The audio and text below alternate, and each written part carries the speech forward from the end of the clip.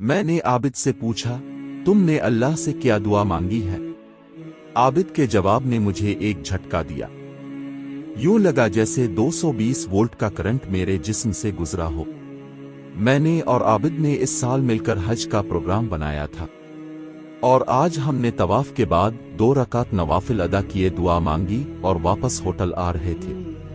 मैंने ये सवाल वैसे ही पूछ लिया था कि आबिद तुमने क्या दुआ मांगी?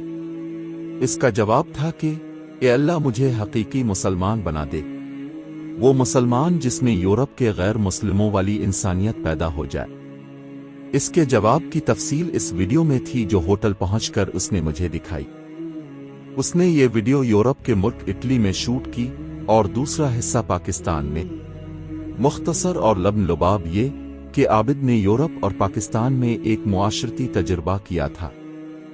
यूरोप में उसने एक दुकान के सामने छोटा सा टेबल लगाया और उस पर दूध के चंद डब्बे रखकर दूध फरोख्त करने लगा। दुकानदार ये देखकर कि इसकी दुकान के सामने कोई दूध फरोख्त कर रहा है, बाहर आया।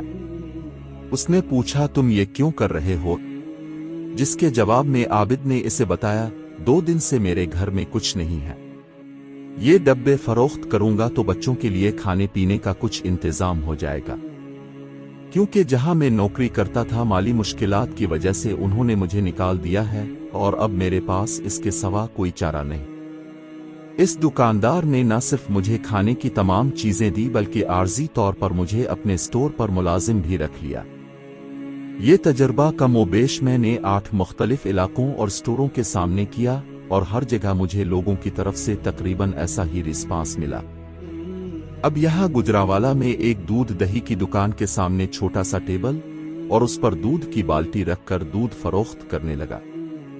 चंद लम्हों बाद दुकानदार खोलता हुआ बाहर निकला। मेरी वजाहत सुने बगैर लात मारकर टेबल, दूध की बाल्टी, बावल और शापर सब कुछ उलट पलट कर रख दिया।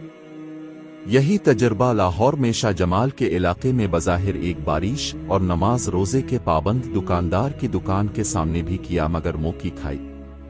इन हजरत ने न सिर्फ मेरा सामान इधर उधर फेंका बल्कि मुगल्लज़ात से भी नवाजा। ये तजर्बा लाहौर, गुजरावाला, झंग और चंद दूसरे शहरों में किया, मगर बड़ा तल्ख तजर्बा हुआ।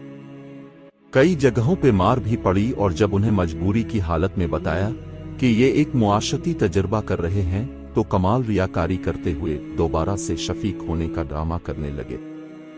इस तल्ख तजर्बे के बाद मैं इस नतीजे पे पहुंचा हूं कि हम मुसलमान अल्लाह के साथ धोखा करते हैं। माथे पे मेहराब, हाथ में तस्बीह, मस्जिद में अगली सफ और इफ्तारी में ढेरों खाने का सामान सामने सजाए बख्शिश और खुशहाल जिंदगी की दुआएं मांगते रहते हैं, मगर पड़ोस में किसी का बच्चा दवा और डॉक्टर की फीस न होने पे बगैर इलाज के रो रहा है। किसी के घर फाका है और कोई बेरोजगार है। इसकी जरा परवाह नहीं और चले हैं रब को राजी करने। मंजूर भाई, ये मुसलमान ईद तो दूर की बात, इंसानियत तक नहीं। ये कहते हुए आबिद का चेहरा आंसुओं से तर था और मैं सोच रहा था कि इस सारे मंजर में मैं खुद कहां खड़ा हूं। अब भी सोचें, यह किस्सा हमें आईना दिखाता है कि हम इबादत में मजबूत मगर किरदार में कमजोर हैं। हम मस्जिद आबाद करते हैं मगर दिल व दिमाग वीरान है। इस्लाम ने तो इंसान को दूसरे के लिए आसानी पैदा करने का हुक्म दिया था, मगर हम दूसरों के लिए तंगी पैदा करते हैं।